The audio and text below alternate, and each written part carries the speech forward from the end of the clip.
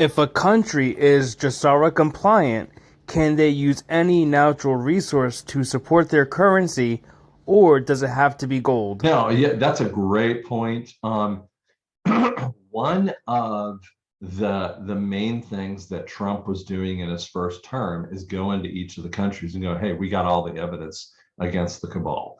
So he was pushing out there, you need to have free and fair elections, same day elections, paper ballots, counted, blah, blah, blah. Secondarily, is a government for the people and by the people. And number three would be killing off the central banking kind of systems. Now, the reality is that each of the countries have a level of wealth, and we need to work from that level of wealth. Well, America has gold. We actually have a huge amount of oils too. So we got tons of natural resources. Zimbabwe is rich in diamonds. So what we're going to see is a leveling of the playing field, in that way, so that they can work from one another. Now, let's put this out there. Zimbabwe is necessarily going to have a less ability, exactly in essence than America does, because America just has more people and more, capability. They're going to rise their circumstance up.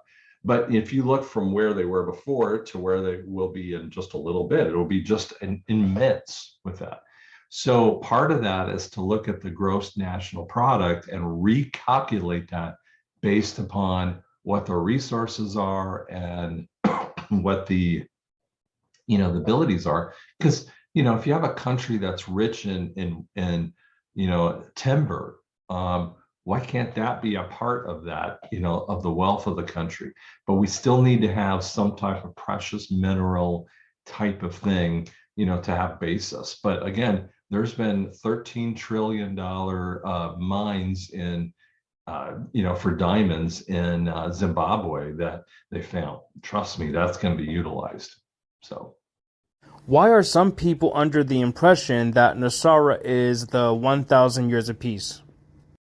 Yeah, I think they get that a little bit from the Q references, but I would say, guys, that we want to go into a peaceful time frame.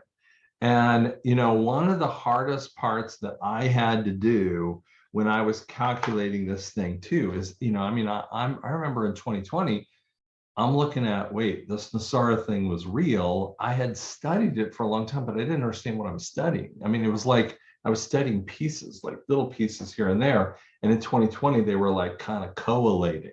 It was like, oh. But how do you calculate the understanding of a scriptural point where we have 1,000 years of peace?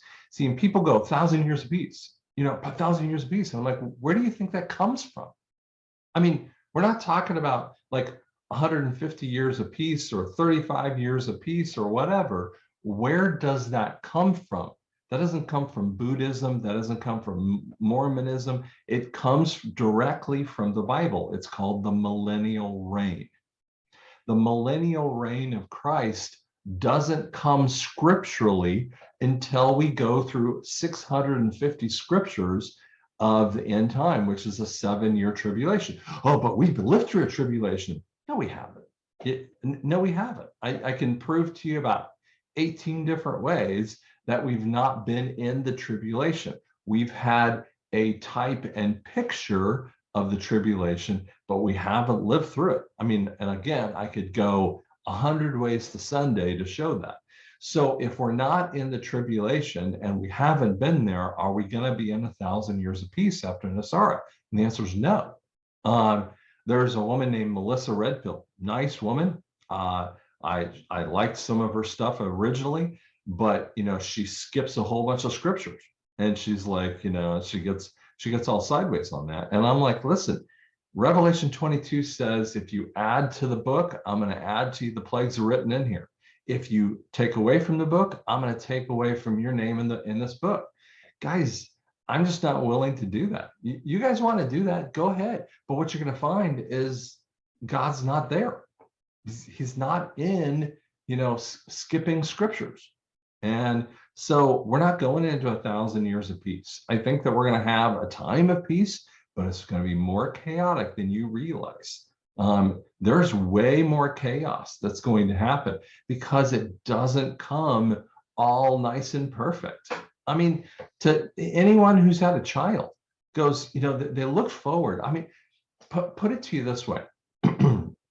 You are single, you get married, then you have the kid, and you think that you got it all figured out. I don't care who you are. And non-parents always want to tell parents what to do with their kids, and they're stupid. And you go, you don't know what you're talking about. And then when you get the child, you realize the child's messy and throws up on you and poops and all these other things. And then, all these struggles that you go through, it's not like all the perfect movie kind of theme issues. Okay. The reality is this is going to be way messier. So we're not in the 1,000 years, issue. We're not in the millennial reign. That comes only when scripture is fulfilled of 650 verses of other things, and they haven't come true. And again, I could prove it 18 ways to Sunday, but some of you will look at me and go, nope, I don't agree with you. And I'm like, that's fine. You don't have to agree with me, but I didn't write the rule book for where you're pulling that information. That's coming from the Bible. So after Nesara kicks in, will there be future term limits on future presidents? Oh yeah, well, there has to be term limits. And, George Washington started the term limits.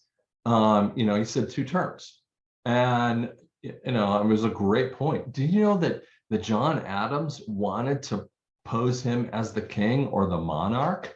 He had a hissy fit. So when Adams took over as his presidency, they realized what they were trying to push and pull was coming from. The reality is you have to take the term limits in tow for every single elected position. So if you're in Congress 2 years, that means 4 years. For Senate 6 years, that means 12 years. Presidency 4 years is 8 years. So I don't have a problem with a guy that gets into Congress for 4 years and 12 years of Senate, and then spends 8 years in the presidency. Don't have a problem with it, because he's doing 2 terms per elected situation. And there's nothing, again, that's not the problem. But when we have institutionalized issues, we have corruption. So when Nancy Pelosi or Mitch McConnell are in there for 40, 50 years, that's not right. And first off, no one would ever keep a person in there for 40 or 50 years. I don't care what happens, that she's not had a good enough record to keep themselves in that position. So you have to institute that, and they hate that.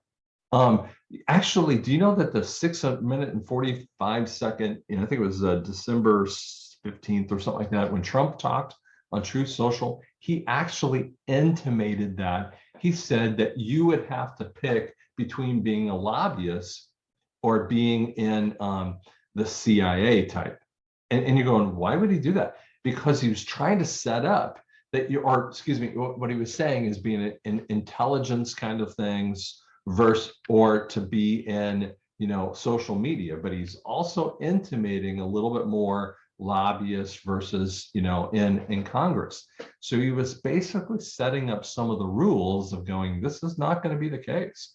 And there's been a lot of pitching around going, hey, listen, if you want to be a lobbyist, great, but you're not going to be ever part of the Senate or Congress. Sorry. Or they might say you have to wait 7 years to do it.